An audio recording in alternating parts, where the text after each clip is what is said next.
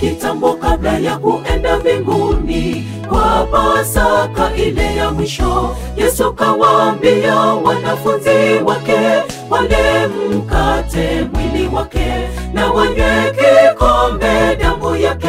Wafanye hayo kwa kumkumbuka. Na wanywe kikombe damu yake, wafanye hayo kwa kumkumbuka.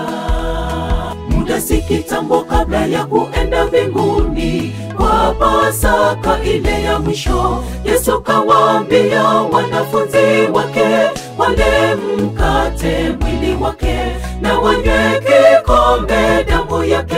Wafanye hayo kwa kumkumbuka. Na wanywe kikombe damu yake, wafanye hayo kwa kumkumbuka. Pasaka maana yake ni siku moja twangojea, tutakaposhiriki meza tukiwa na Bwana mbinguni. Pasaka maana yake ni siku moja twangojea, tutakaposhiriki meza tukiwa na Bwana mbinguni.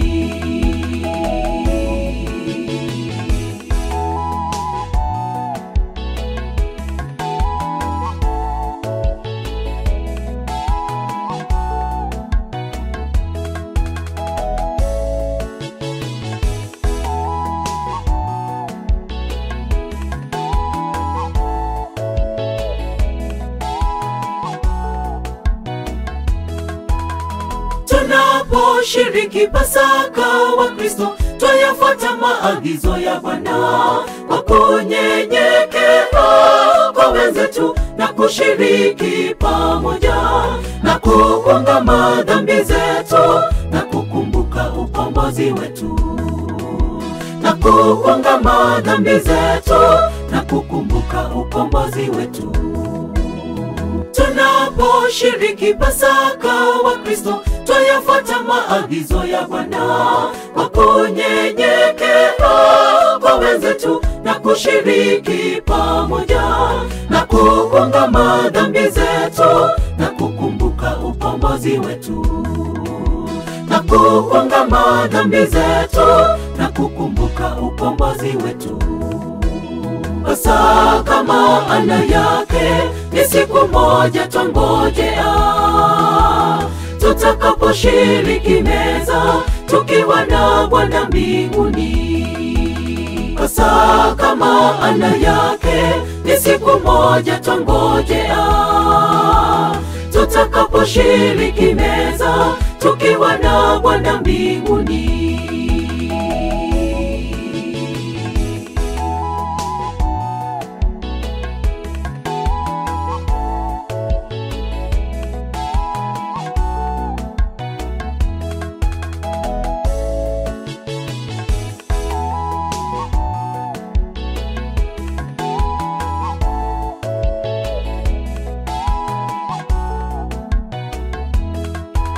Pasaka maana yake ni siku moja twangojea, tutakaposhiriki meza tukiwa na Bwana mbinguni. Pasaka maana yake ni siku moja twangojea, tutakaposhiriki meza tukiwa na Bwana mbinguni.